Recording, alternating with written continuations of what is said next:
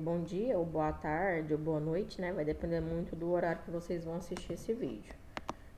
Bom, hoje, conforme combinado, eu vou passar para vocês a correção das 2 semanas do PET 2. Do PET 2 não, desculpa, do PET 4. Serão as semanas 1 e 2, né? Que ficou faltando a gente fazer a correção para vocês já começarem a postagem lá no Google Classroom.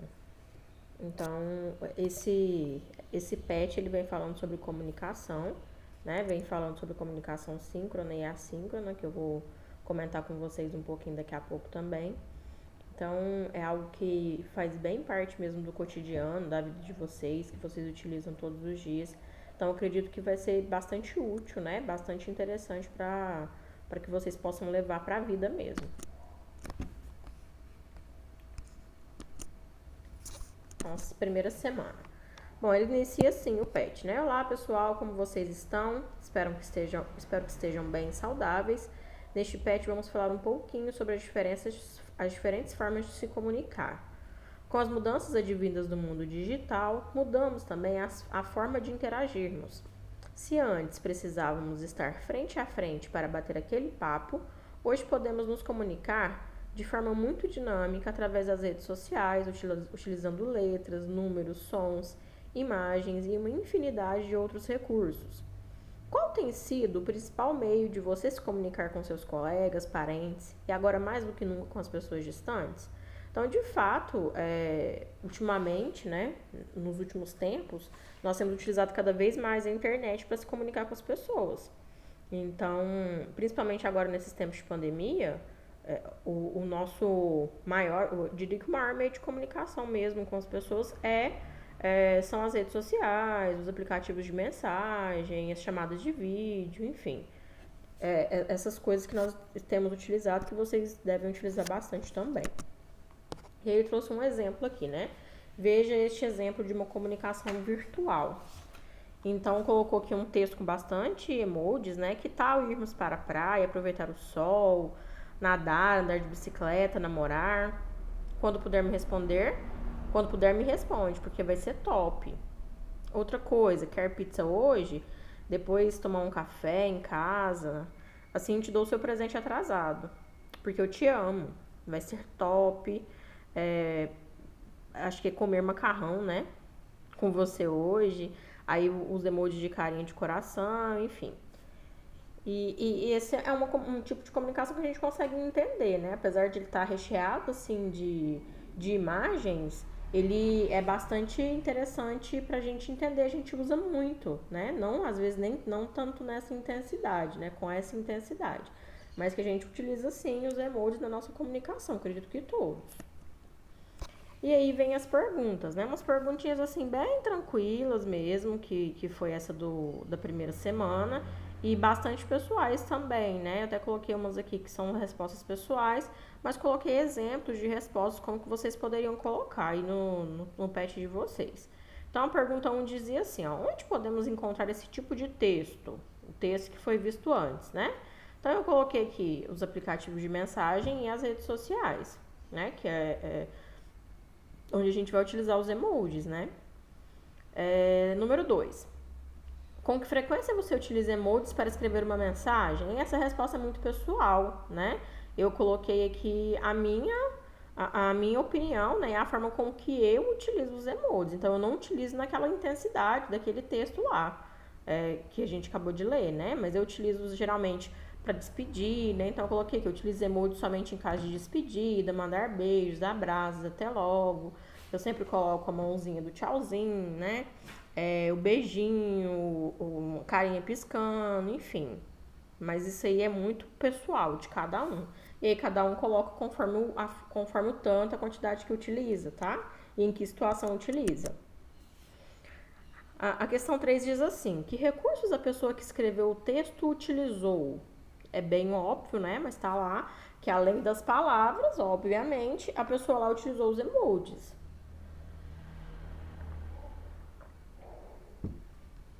Questão 4.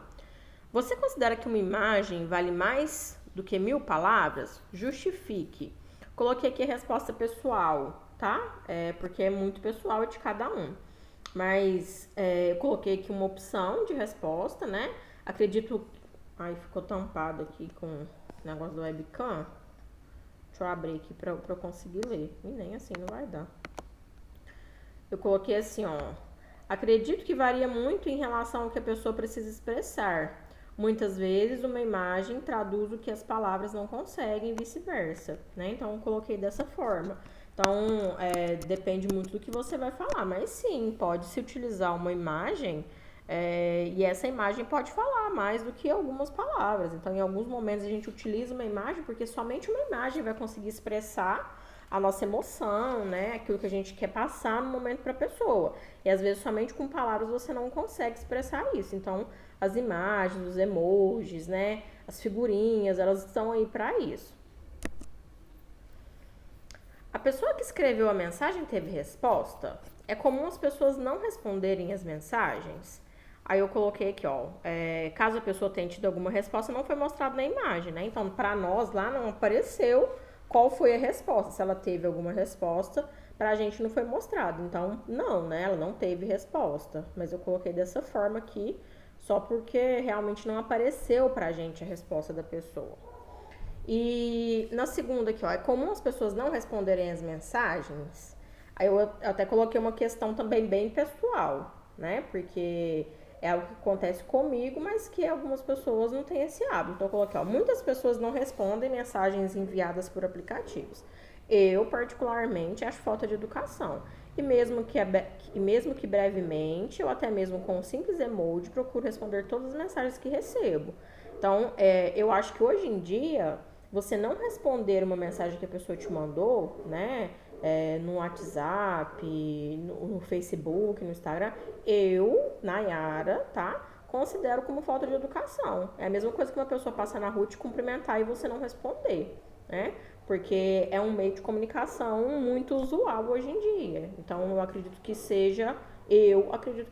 não seja muito legal quando a pessoa não responde. Eu não gosto quando eu mando alguma coisa pra alguém, aquela pessoa não me dá retorno, tá? Então eu procuro sempre responder todas as pessoas, mesmo que brevemente, só com uma mãozinha, um ok, alguma coisa assim, mas sempre pra pessoa ver que eu tive interesse naquilo que ela me falou, tá?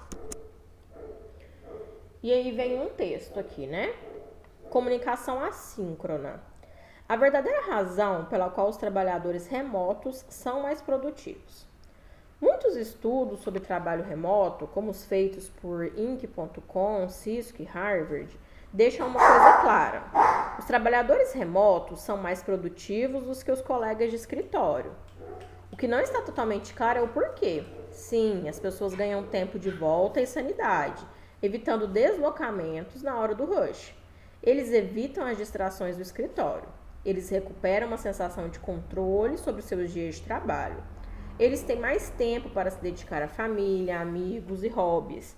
Mas tirando o deslocamento, todos esses benefícios não são necessariamente o resultado da independência do local, mas o subproduto da comunicação assíncrona, dando aos funcionários o controle sobre quando se comunicam com seus colegas de equipe.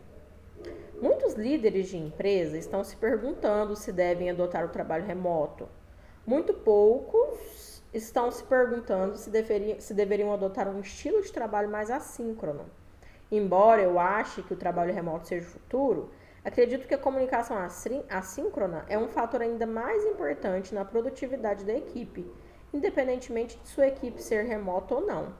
A comunicação assíncrona não apenas produz os melhores resultados de trabalho, mas também permite que as pessoas realizem um trabalho mais significativo e tenham vidas mais livres e realizadas. E aí vem seguinte aqui as perguntinhas, né, sobre esse texto. De acordo com o autor, os trabalhadores remotos são mais produtivos por quê? Então, de acordo com o texto lá que a gente acabou de ler, reduzem o tempo gasto com o trânsito, estar junto com a família facilita o trabalho, a comunicação assíncrona produz melhores resultados, há menos distrações com os colegas de trabalho. Então, qual resposta vocês colocaram? Bom, a resposta certa É a letra C, tá?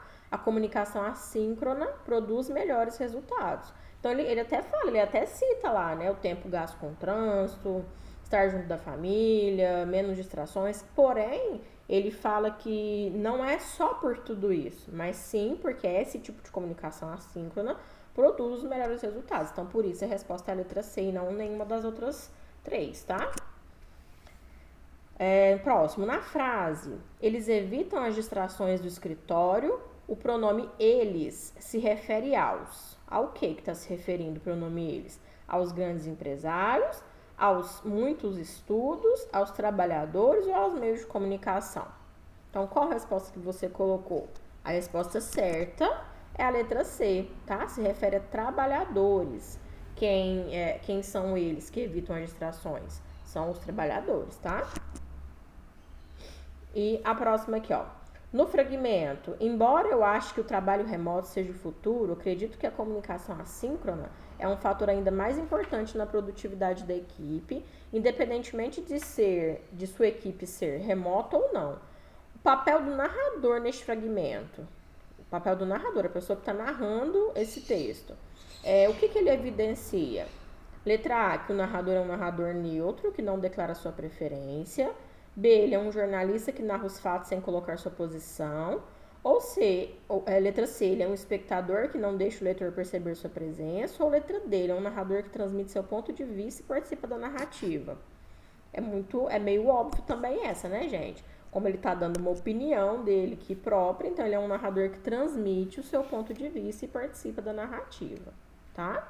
Então, a resposta certa, para quem colocou aí, é a letra D. Para quem não colocou, dá uma arrumadinha aí antes de postar atividade lá no Classroom, tá? E aí, no finalzinho lá do PET, da semana 1, fala pra gente pesquisar o que é comunicação assíncrona e o que é comunicação síncrona, e pediu para dar exemplos, tá? Aí eu também pesquisei, porque eu também não tinha muita informação sobre isso, tá? Mas quando a gente pesquisa e para poder refletir até mesmo sobre o nome desse tipo de comunicação assíncrona e síncrona, a gente percebe que a assíncrona é porque tem uma sincronia, né? E a assíncrona é quando não há essa sincronia. O que é a sincronia? Quando as pessoas estão todos dentro do mesmo contexto, ali participando, né? E a assíncrona é que elas não estão participando naquele momento. Então, é justamente isso. A comunicação síncrona é quando a gente fala diretamente com uma pessoa. Então, quando o emissor, né, que é aquela pessoa que fala, ele transmite a mensagem que ele quer passar e o receptor, ele tá ali e responde na hora. Então, é um diálogo, né? Há um sincronismo entre as partes que estão integrando aquela comunicação, aquela situação comunicativa. Então, onde a gente pode ter comunicação síncrona? Num diálogo cara a cara, né, presencial, numa aula presencial, né, numa conversa ao telefone, quando você liga para alguém, você está tendo uma comunicação síncrona, né? Você fala, a pessoa responde, a pessoa fala e você responde, tá? Em algumas reuniões, videoconferências, por exemplo, que a gente já realizou, que vocês continuam realizando com alguns professores, nós professores realizamos com a escola. Então, por exemplo, os encontros no Google Meet, ou qualquer outro tipo de videoconferência, né, chamada de vídeo no WhatsApp, enfim. Tudo isso é uma comunicação síncrona. É quando você fala, a pessoa responde e existe aquela comunicação em sincronia, tá? Então, estão falando, fala e responde, responde e fala. E assim por diante, tá?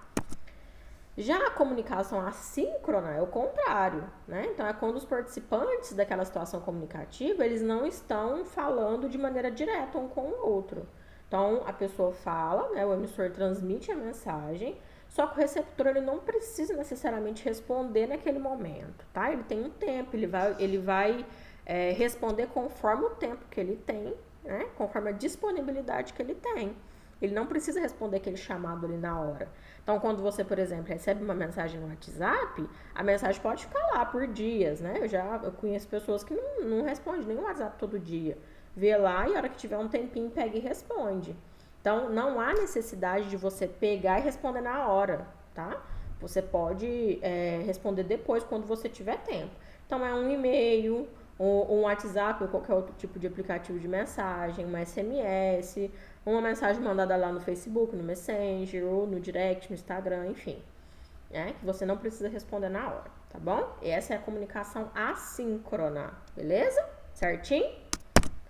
Seguindo para a semana 2, então, pessoal. Aí a semana 2 traz aqui uma tirinha. Essa tirinha, inclusive, já apareceu até em outros pets. A gente já trabalhou com ela, falando de comunicação também, só que não nesse contexto aqui de síncrona e assíncrona.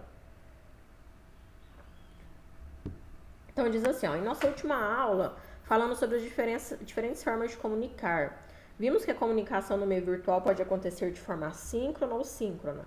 Vimos também que uma imagem pode dizer mais do que 1000 palavras, do que algumas palavras, e pode até expressar sentimentos e emoções. Sabemos que a língua evolui e acompanha as necessidades dos falantes, sua cultura, seu meio social e características.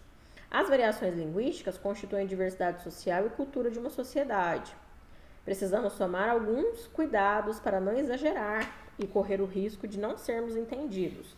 Uma boa comunicação precisa ser clara. Então tem a tirinha aqui, que a gente já viu, como eu já disse, né? Mas é só para a gente ler aqui de novo.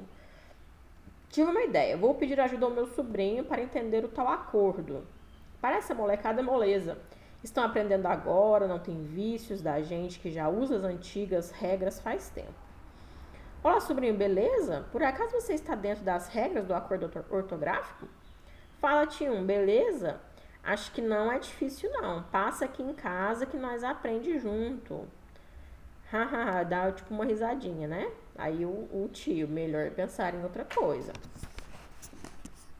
Então, vem as perguntas aí. Com base nessa tirinha, podemos afirmar que letra A é considerado um bom falante aquele que domina as normas cultas da linguagem? A gente já comentou sobre isso quando a gente falou de linguagem culta, linguagem coloquial, né?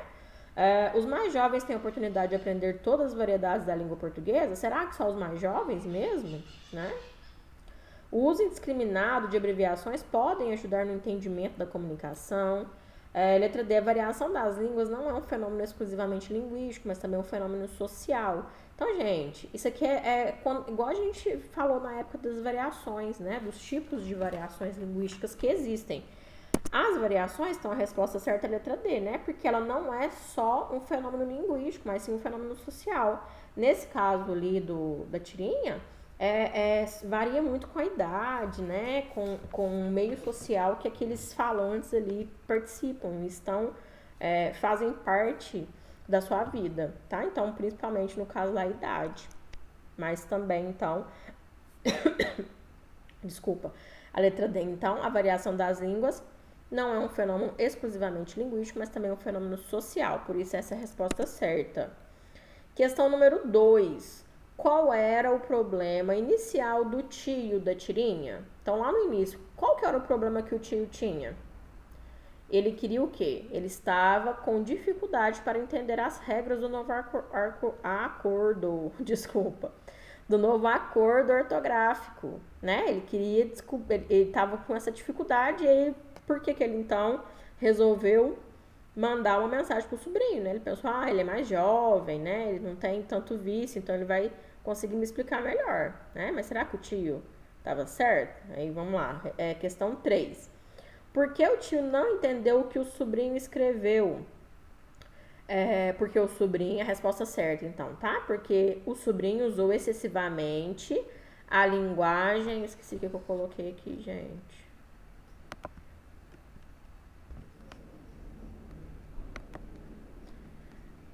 Da internet. Porque o sobrinho. Deixa agora até eu chegar lá de novo, peraí. Porque o sobrinho usou excessivamente a linguagem da internet. Então, ele usou muitas abreviações, muita repetição de letras, tá? Então, é por esse motivo aí que o tio não entendeu o que o sobrinho escreveu. Uma pessoa que não está acostumada com essa linguagem da internet, fica praticamente impossível entender o que está escrito lá, né? Seguimos. Aí tem um texto aqui que foi colocado no PET, bem legal. É o texto do André Luiz Alves. Chama Desculpe, eu não tenho WhatsApp. Então vamos lá. Aconteceu num shopping, no final da tarde de um sábado recente. Eu bebia calmamente uma garrafa de água com gás, depois de andar várias quadras naquela tentativa de melhorar a saúde. O lugar estava repleto de gente de todos os tipos. Num dado momento, olhei para a praça de alimentação lotada e percebi que quase todos digitavam textos no celular. Comiam sem olhar, bebiam por instinto, os dedos em formas de garras digitando sem parar. Daí olhei para um canto, depois para o outro. Em cada ponta surgia uma moça perdida do mundo cibernético. Andavam e digitavam ao mesmo tempo. Nunca fui bom nas leis da física, sequer sei fazer contas, mas era evidente que se nenhuma das duas olhasse para a frente, a trombada seria inevitável. Foi exatamente o que aconteceu. Uma das garotas caiu no chão e a outra só não teve o mesmo destino porque conseguiu se amparar numa pilastra. Os celulares voaram no chão e a única preocupação das duas garotas era com o aparelho. Várias pessoas em volta começaram a filmar a cena e tirar fotos da garota que caiu. Fiquei bastante irritado com o acontecido, mas não surpreso. Já vi gente filmando acidentes graves. Eu não tenho WhatsApp e quando confesso esse meu pecado, as pessoas me olham como se eu fosse um ser primitivo, um homem das cavernas que fala. Até tentei usar o dispositivo, mas simplesmente não consegui. Comprei um aparelho de primeira geração e com tantas funções que me perdi. Está jogado numa gaveta qualquer, não consigo encará-lo sem pânico e chego à conclusão que pilotar um avião não deve ser mais difícil. Que saudades dos bons tempos do e-mail. Eu pertencia a um grupo e por lá trocávamos correspondências, falávamos de tudo. Surgiu uma amizade muito grande que durou mais de 10 anos, embora à distância. Eu tento acompanhar a modernidade. Hoje tenho Facebook, que me toma muito tempo, mas sempre estou por lá falando com os amigos, que são mais de 1000, embora pessoalmente conheça no máximo 20. Já não é o suficiente? Ontem pedi para minha mãe uma foto antiga e ela me disse que me enviaria pelo WhatsApp. Até a dona Dalva tem um WhatsApp. Ela que é dos tempos em que se esperava o carteiro no portão, trazendo cartas, o que só acontecia poucas vezes no ano. O que mais me surpreende nessa moçada do celular é a rapidez e eficiência com que digitam suas mensagens. Fico impressionadíssima. Eu digito bem e rápido, sem olhar para o teclado, mas fiz curso nas antigas máquinas de escrever. Daí a habilidade.